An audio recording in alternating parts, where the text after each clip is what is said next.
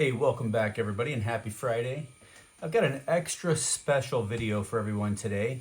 I picked up this box that you're looking at here of 2020 Topps Archives about, what was it, a week ago or so. And I picked it up. It was about 120 bucks, which I thought was a decent price for this. Really, I just had some time to kill and a couple extra bucks in my pocket and thought it was a good deal. 2 on-card autos per box. I kind of like the throwback stuff. I thought it might be fun. And this set is broken up into thirds. So 1/3 of it are the modern day players, which come in like I think it's the 2002 design, right? And then you have the other modern day players in the 73 design.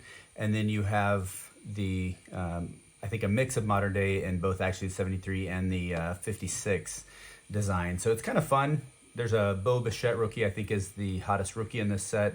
But really, I was just excited to see what autographs I got. And I'll tell you what, Topps did not disappoint. I will tell you one other thing about this box. I did not get one single double in this entire box, which I thought that was pretty cool. It's a hobby box, which that's cool, right? Nothing's worse than pulling packs and getting a ton of doubles. So anyway, without further ado, let me get on to the point of this video.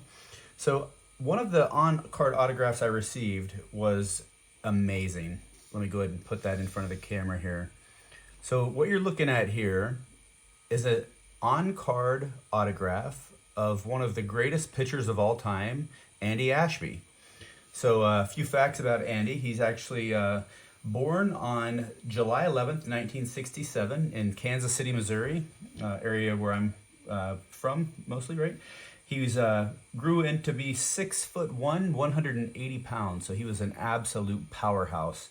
And let's see here. Andy had a pretty decorated career. So he was a 2-time All-Star. He played for 5 different teams. And I don't know if these holograms show up that well, but he started with the Phillies. And then I did not have a sticker for the Rockies, but he was actually selected by the Rockies in the expansion draft in 2003. So I've got an old Expos logo. He then moved on to play in San Diego. He did not play with Ozzie Smith, but he was on the Padres. And then he went back to the Phillies. I'll tell you about that trade here in a moment. Played for the Braves and then played for the Dodgers before he ended his career.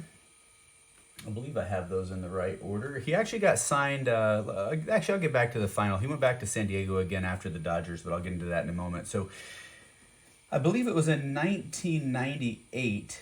Let me double check that fact here. I'm sorry, I don't want to give you guys bad information. Actually, it doesn't really matter what year it was. No one cares.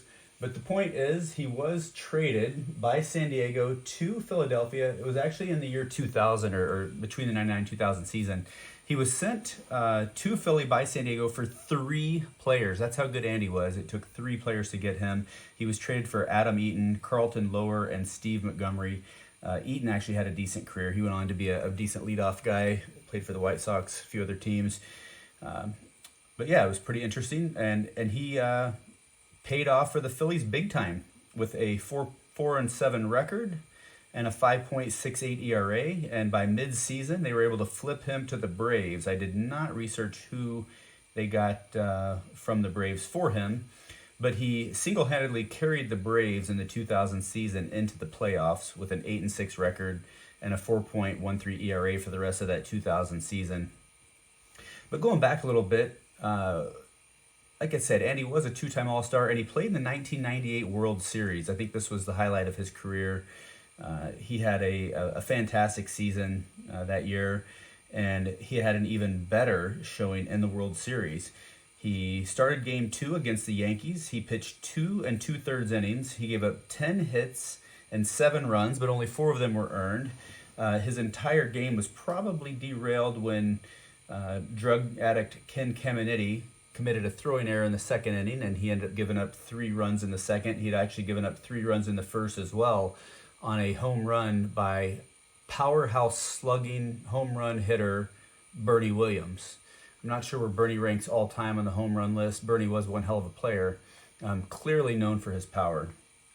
And unfortunately, Andy Ashby ran into a locomotive during that World Series. The Padres were actually swept by the Yankees in 4 games. But that was still, he made it there. He had a great season. And what else do you want to know? Andy is divorced. He has 4 daughters. He owns homes in Pennsylvania and in San Diego area. And one other rare feat by Andy Ashby is he threw an immaculate inning.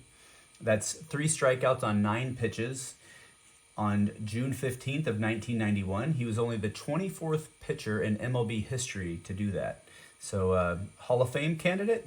Yeah, maybe. Who knows? His career numbers, 4.12 career ERA. He had 1,173 strikeouts. And he had a career record of 98 wins with 110 losses. And his career did end on a bit of a sour note. So he had Tommy John surgery at the end of the 2003 season. He did return in 2004.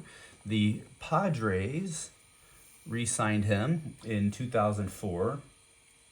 And he appeared in 2 games, only gave up 1 hit, had 2 strikeouts, and then he retired and called it a career, even though Padres did offer him another contract in 2006.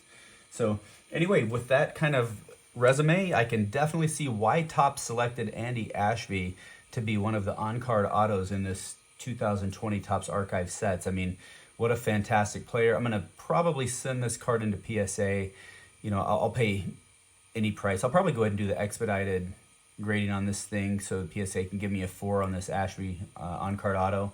But there you have it. We'll just sit back and wait for the writers to vote him into the Hall. And wanted to thank you, Topps, for including Andy in this set. And Andy, if you happen to see this video, I applaud that you're from the Kansas City area, and that's about all I have to say. So, all right, talk to you guys soon.